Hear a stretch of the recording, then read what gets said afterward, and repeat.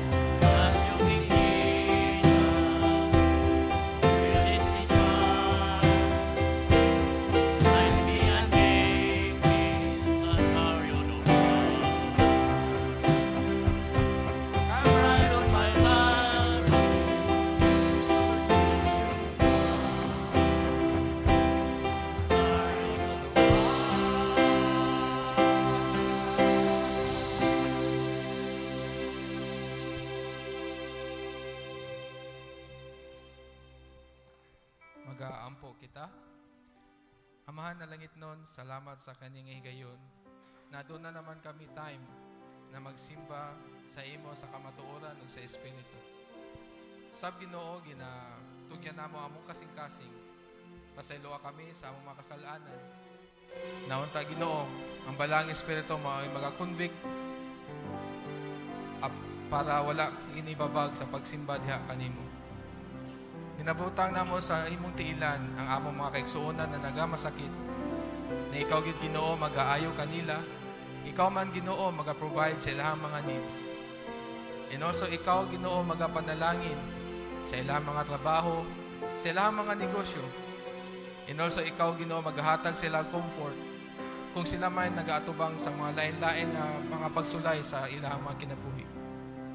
Usab Ginoo, salamat man sa imong paghatag kanamo og kusog sa paghimo kanamo na maging encouragement o mahimong kadasig sa ilahang pagkinabuhi.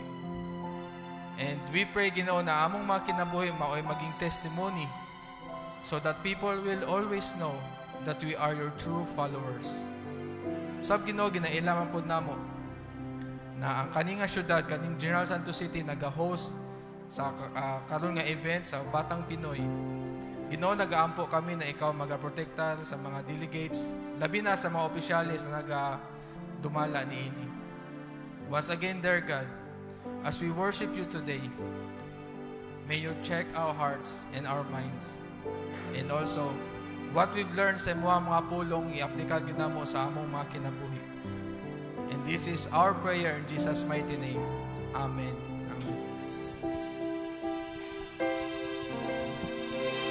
Amen.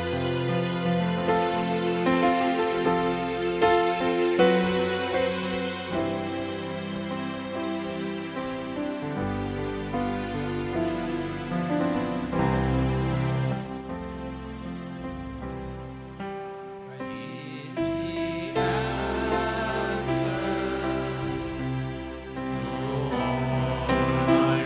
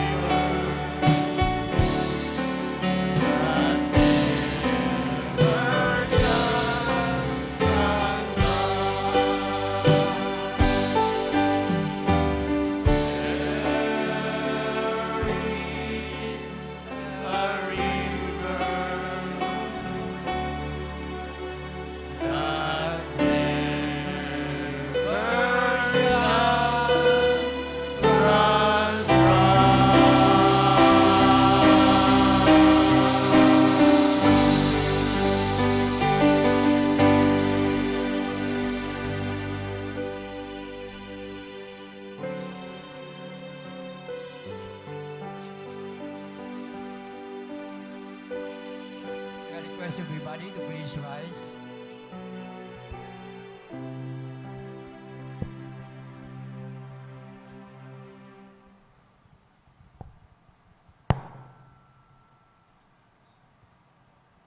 James chapter 1, beginning from verse 12 up to verse 15. And it says, "Happy are those who remain faithful under trials, because when they succeed in passing such a test, they will receive as their reward the life which God has promised to those who love Him. If we are tempted by such trials, we must not say, 'This temptation cannot be tempted.' This temptation comes from God. For God cannot be tempted by evil, and He Himself tempts no one. But we are tempted when we are drawn away and trapped by our own evil desires. Then our evil desires conceive and give birth to sin. And sin, when it is full grown, gives birth to a death." This is the word of God. You may now take your seat.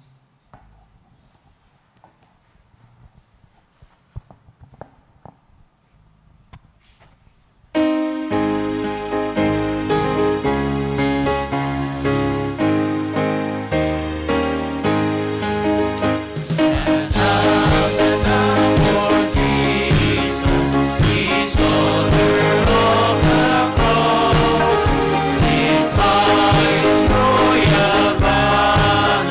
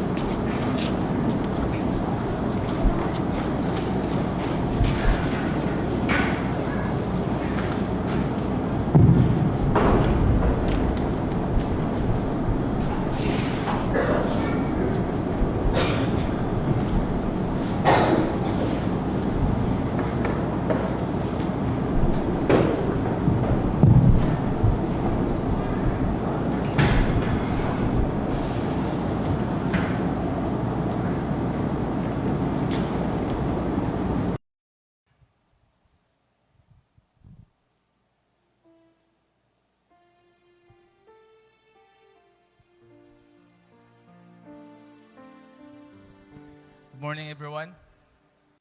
Nanapod tayo higayon no, sa pagtuon sa pulong sa Ginoo. And gusto lang ako sa inyo na i-continue lang nato ato ang naistoryahan last o previous sermon about sa libro sa James. And I hope no na I know bisag nagaulan, andamon gyud atong unahuna ug atong kasing-kasing sa pagpaminaw sa pulong sa Ginoo. As you all know, si James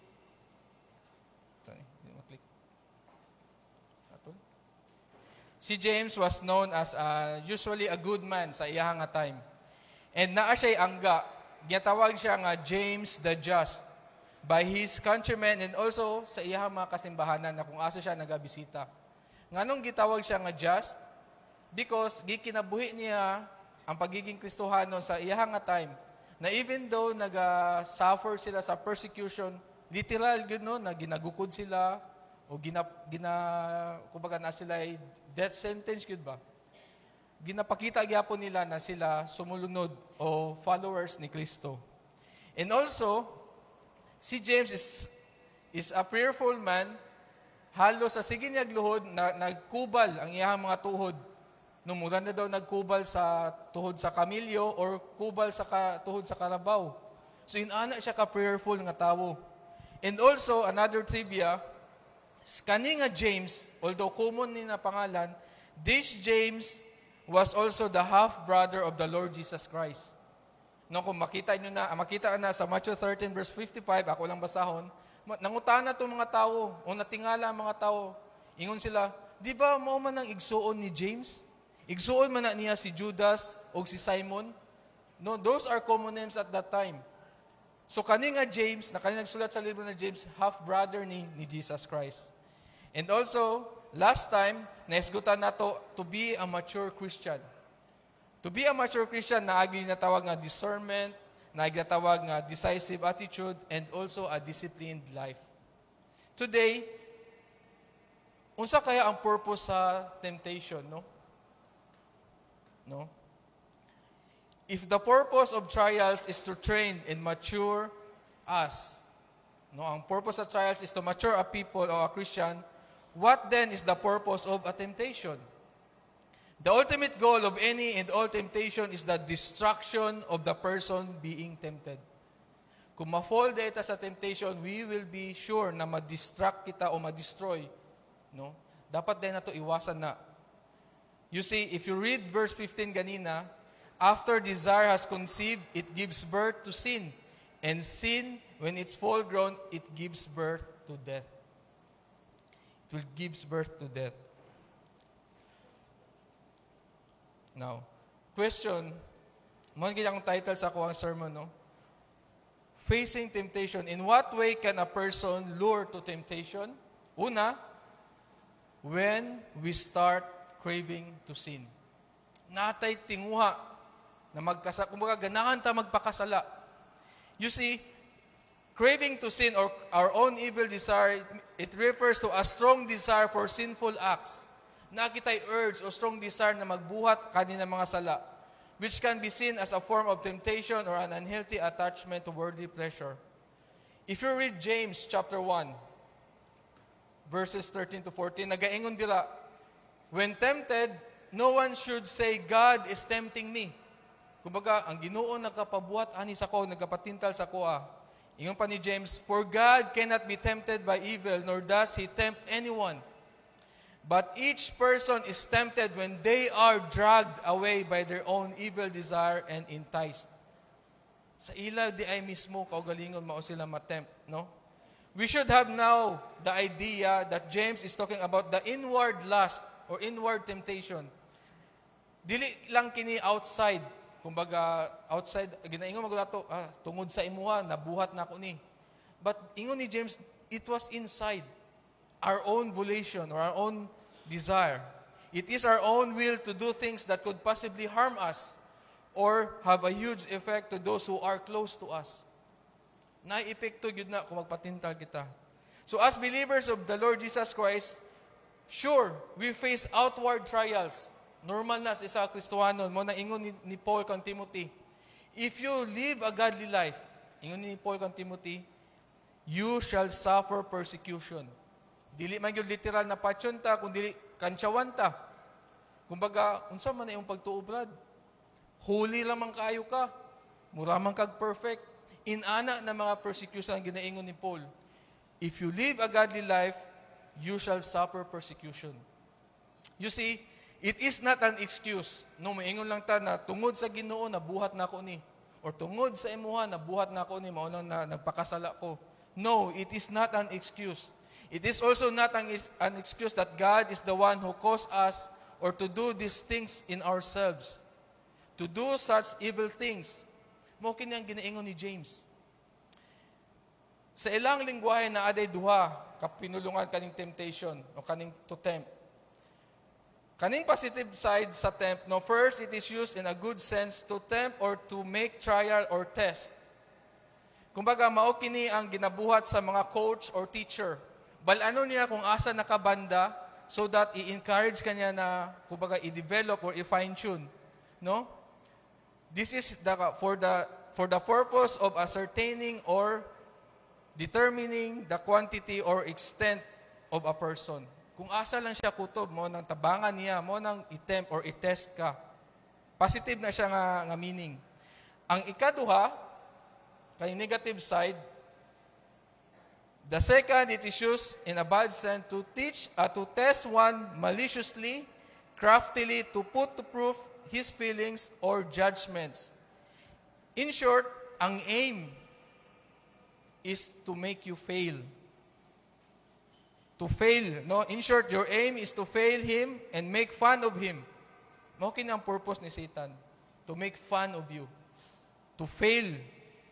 To test your ability in a certain art or way. When you fail, they will insult you and you will be succumb to your sin. Mao ka nang ginaingon ni James. Mao ka nang wala ta ginatempt ni Christ na inaani na pamaagi, kundi ginatest ta to hone our characters. No, never say, no? Dili ato ingon na God is never the responsible for the sin or damnation of any man. Walay labot ang Ginoo ana. We often give Satan too much credit for his tempting powers. Usahay ginaingon to, ang yawa man na ana. Pero nakalimutan na kita di ay mismo ang na-drag o nakuan sa bait sa atong pagpakasala.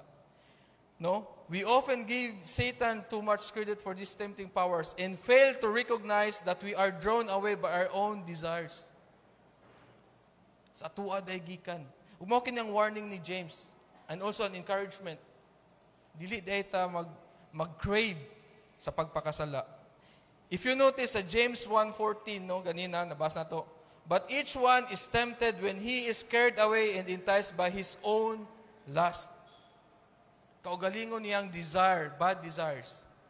No? Again, kaning lust, desire, craving, desire for what is forbidden. Nagatinguha ka na dili pwede o bawal sa imuha. Na dili nato pwede buhaton. Lust could mean, no? Lust means any kind of desire. Any kind of desire, dili lang kini sexual passions. It could be lust for money, lust for food, or lust for power, o bisan unsa pa. No, natitinguha na ng mga ingon ana. Again, the normal desires of life are given to us by God. Normal na natay desire. No? Natay desire sa money, kung magutom ta, natay desire na mag-eat. No, kung wala tay gamit, natay desire na magpalit o magbakal. Mahimo lang siyang mahimo lang siyang bad. No, it will become sinful when we want to satisfy these desires in ways outside God's will. Kung buhaton nato kini outside sa will sa Ginoo. The desires in ways outside God's will that we get into trouble, mao kini ang mali. Example, eating is normal, but gluttony is sin. Sleep is normal, but laziness is sin. Money is normal, no? Kung mag-gain ka, mag-work, pero kung mag-overwork ka sa pagdaya, mag-corrupt, that is a sin. That is a sin. Again, in Hebrews, no, ginamention yun ni James, o uban sa apostle kaning lust. No, ingon pa sa Hebrews 13 verse 4. Let marriage be held in honor by all, and bed undefiled. But fornicators and adulterers, God will judge. God will judge. You see, the enemy of our souls wants to do everything he can to encourage sex outside of the marriage bed. Di ba muna ang mga palabas mula gina-normalize nila ang naay mistress? Gina-normalize nila ang daghag mga kapuyo-puyo? Muna, ginabuhat na sa enemy. And also, he wants to do everything he can to discourage sex inside the marriage bed. Ibig sabihin, kaning mga young people, ma-pressure sila. No? Ma-pressure sila na, look, kailangan ako magkabana because akong edad. The enemy is trying to do that. That is why mag-fornicate sila. They watch porn. Tanan na buhaton. Because this is the lust of the flesh na ginabuhat. Gina-hijack niya ang ginabuhat sa Ginoo. We need to recognize this strategy and not give it a foothold among us. Dapat mailhan na to asa kini magsugod. That is why we must put off our old self, ang atong daang kinaiya. Let it be done, let it be, make every effort to put to death those evil desires. If you notice, nagiingon ni Paul dito sa Galatians 5:16. Ingon siya dito, I will read it quickly. Ingon siya dito, but I say, walk by the Spirit and you will not carry out the desire of the flesh. Unsang pasabot ni ini? We should be influenced by the Holy Spirit. We should listen sa conviction sa Holy Spirit so that kaning carnal, no, kani ato ang sinful nature, dili ni maghatag og kumbaga mag-control sa tua. Kumbaga tumano na lang nato ang ato ang sinful nature. We should walk in the Spirit. You see, Christian life is always compared to a journey. No, maglakbay o maglakaw. That is why na-I term na Christian walk or walk with Jesus. Ibig sabihin, we should empower or we should live a life that will glorify God. As a follower of Christ, we must live under the influence or under the power of the Holy Spirit. Meaning, ang balaang Espiritu mao'y makita sa atong kinabuhi. O ang mga bunga niya, love, peace, joy, gentleness, makita sa tuang kinabuhi. No, we should do the things that will glorify God and we should allow the Holy Spirit to produce the fruit sa tuang kinabuhi. You see, ingon pa sa isa ka commentator, ingon pa siya, if a man, no, kung ang tao lang na maminaw siya kasing-kasing o kung mag-yield o mag-submit siya sa balang espiritu, he would able to overcome all his carnal focus. Kung maminaw siya sa balang espiritu, tanan niyang mga kasalanan, kung ba carnal or sinful nature, mapildi niya. If a man would yield his heart to those influences, he would be able to overcome all his carnal propensities or his carnal focus. And it is because he resists that spirit, he is ever overcome by the corrupt passions of his nature. Kaya wala siya gapaminaw sa balang espiritu, mauna siya, ma-overpower siya sa iyang bisyo, sa iyang kasalanan. And that is why, sige siya ingon, mapildi jud ko, ingon ani na jud ko, hangtod sa hangtod. And that is a lie. Ibig sabihin, wala diha nagpuyo ang balang espiritu sa imong kinabuhi. And mao na ingon ni James, we will be tempted or will be dragged sa atong kasalanan because we are craving for that. We are craved for that, no? Ikaduha, in facing temptation, in what way can a person lure to temptation? Kani, when we are charmed to sin or attracted to sin. Na-attract kita, ganahan ta, no? It could mean you are attracted to sin in your own volition, imong sariling pagbuot. We tend to do these things because we are attracted to it. It is like an addiction that it seems that is hard to resist. No, lisod di siya i-resist. Ingon pa ni James, again, basahon lang ako liwat. Ingon pa siya, But each person is tempted when they are dragged away by their own evil desire and enticed. Then after desire has conceived, it gives birth to sin. And sin, when it's full grown, gives birth to death. So mula bag addiction, no? Kumbaga, dili mo na mabantayan because you are succumbed to it. You are charmed by it. Mula bag ka nang nahigugma ka sa isa ka dalaga. Nabisan unsang sulti sa imo kay because nahigugma ka, buhaton nimo tanan para maimuha lang siya. Di ba, dili na ka maminaw, no, kay mao na imong focus. The same also, kaning ginaingon ni James, we are charmed. No, naghatag siya warning, basi madani, o madala na ka, o ma-attract na ka ni ana. You see, it is far from tempting to do evil. It is far from God, or far from tempting to do evil. God is the source of all good. Usahay, gina-blame nato si God. Di ba makita nato na si God, maayo siya sa tanan butang. Siya naghimo sa adlaw, siya naghimo sa bulan. No? Likewise, in matters concerning His children, He never varies. He never desires evil, but always desires good. He always desires good. Kita lang mismo ang wala nagasunod sa kabubuton sa Ginoo. We should remember, temptation always carries with it some bait that appeals to our natural desires. Mao gani ginatawag siya nga poon because kita maganahan. It will appeal to us. Appeal na ganahan kay ta. No? The bait only attracts us. But it is also hides the fact that yielding to the desire will eventually bring sorrow and punishment. Abi nato, lami na. Pero nabulag ta sa mga consequences ni ana. Nabulag ta ana. Kay ganahan kayo ta. Abi nato walay effect naa. Many families are destroyed. Many relationships are destroyed because of that. You see, the source of temptation is in ourselves mismo. The fault is in the desires, in the weakness of our human nature, and we should remember that. Remember nato na kita mapakyas.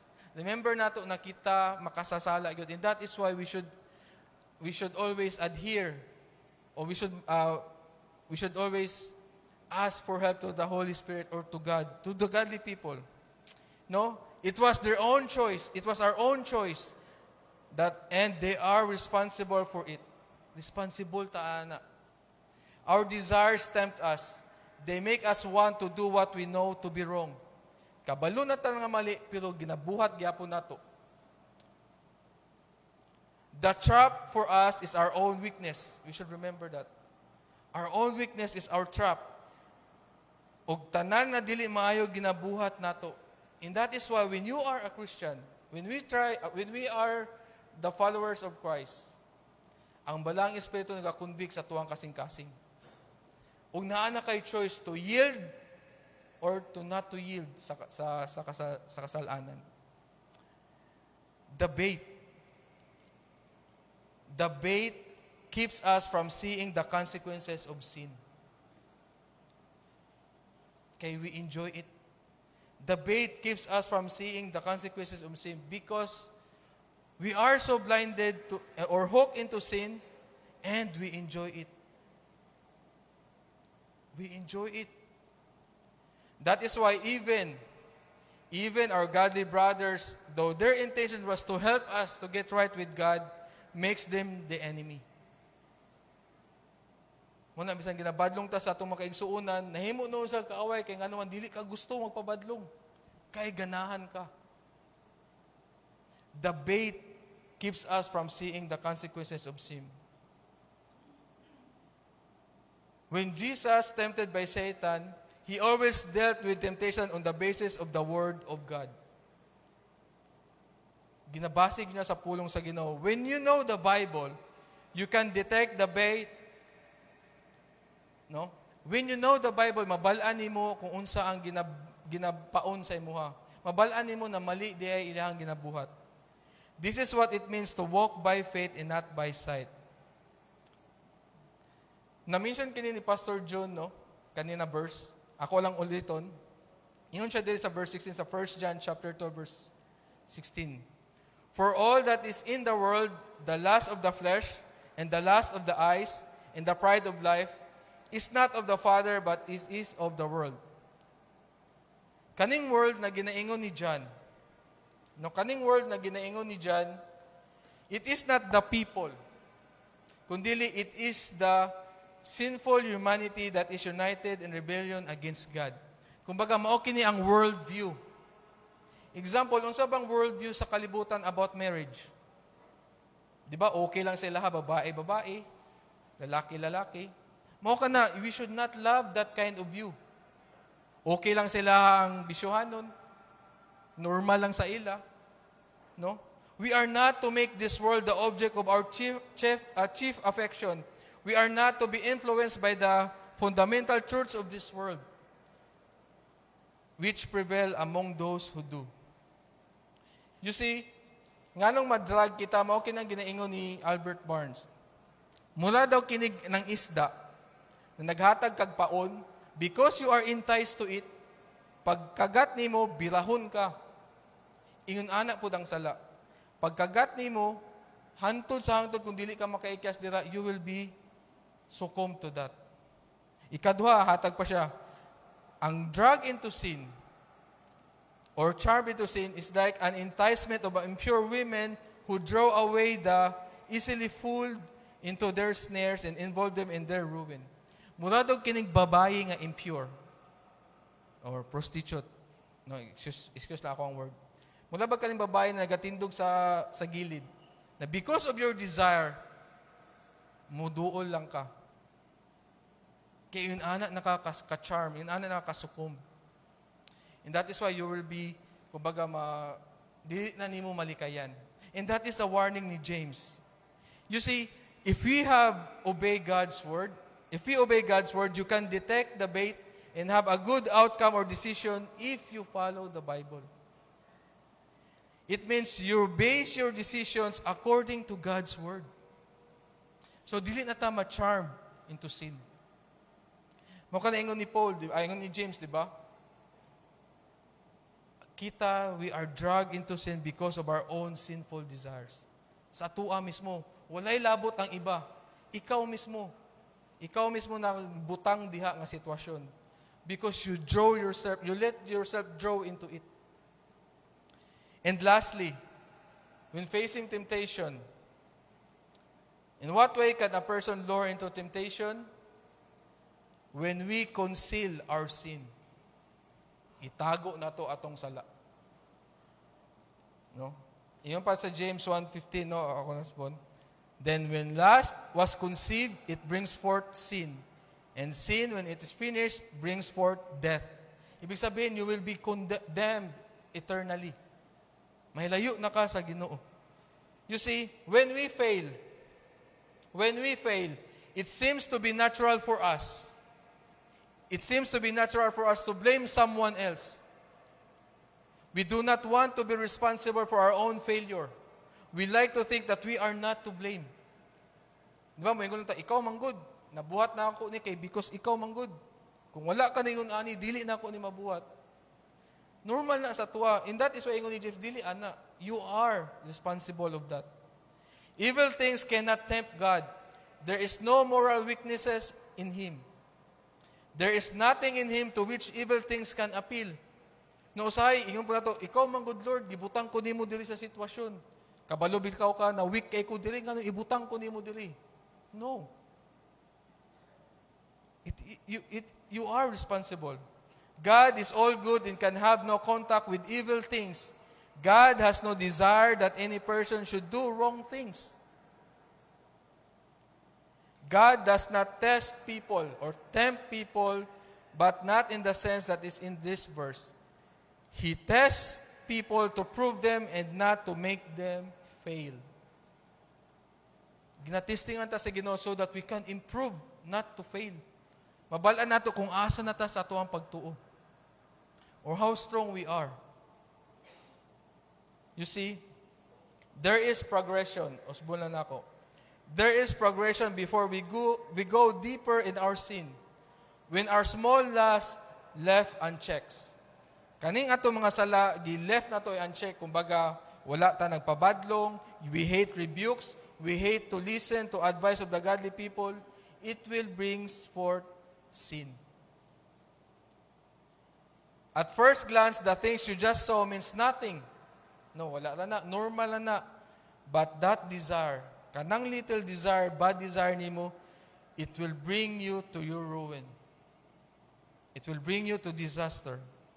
If you don't fight it, you will do everything to get what you want. If you don't fight it, you will get everything to get what you want. This is what James is trying to say to his readers. And that is to show that sin is not to be traced back to God, but to a man himself. Kita diya ang responsible ni Ani. You see, it reminds us sa giingon ni Paul. Bear with me, no? Ingon siya sa 1 Corinthians chapter 6, verse 9 to 11. Or do you not know that the unrighteous will not inherit the kingdom of God? Do not be deceived, neither the sexually immoral, nor idolaters, nor adulterers, nor homosexuals, nor thieves, nor the greedy, nor those habitually drunk, nor verbal abusers, nor swindlers will inherit the kingdom of God. Tanan na kining gilista ni Paul. Abi nila, okay lang may Christian ka pero okay lang mag-practice ni ani. Ingon ni Paul, dili.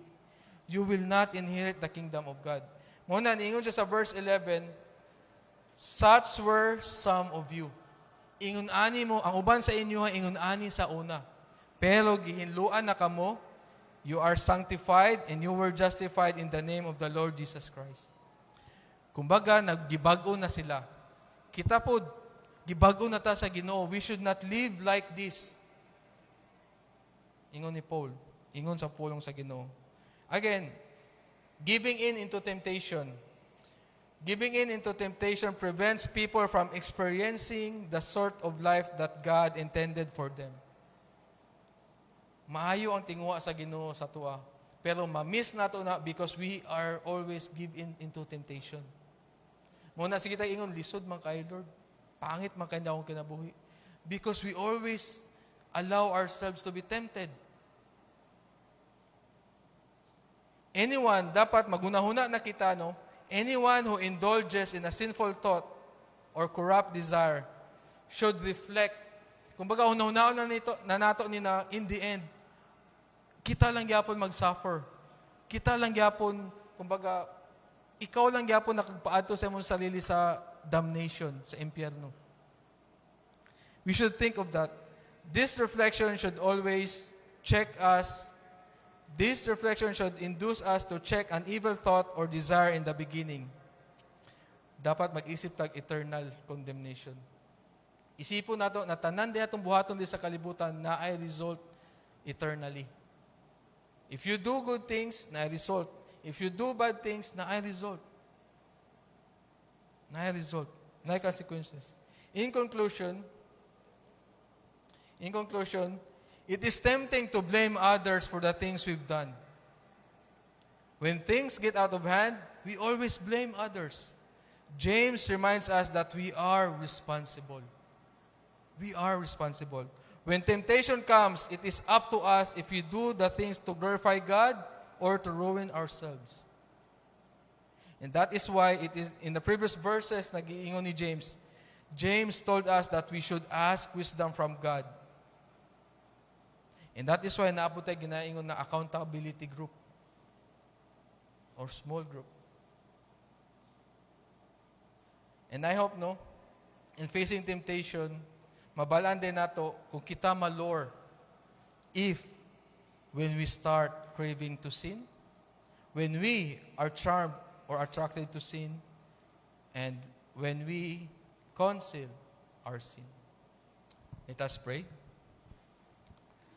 Heavenly Father, we thank you for reminding us in the book of James na ang temptation, why we fell into temptation, because it is our fault or our volition na masink in diha ang mga kasalanan.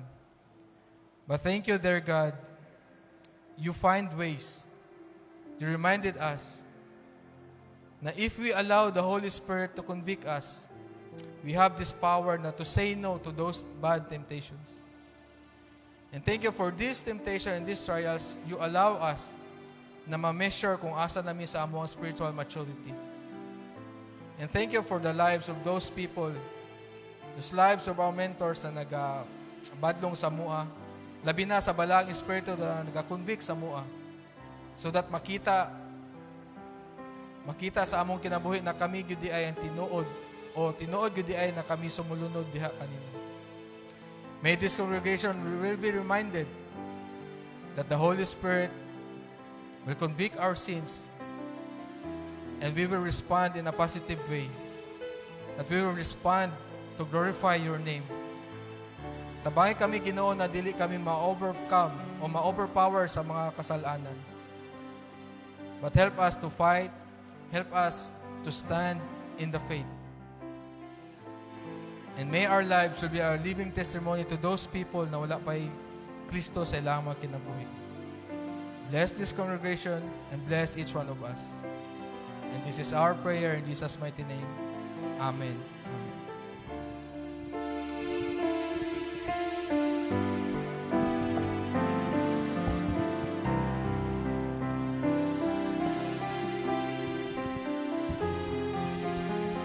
So, good morning. So, not announcement, 3 to 3:30 ang mga GAN, RA. And then 4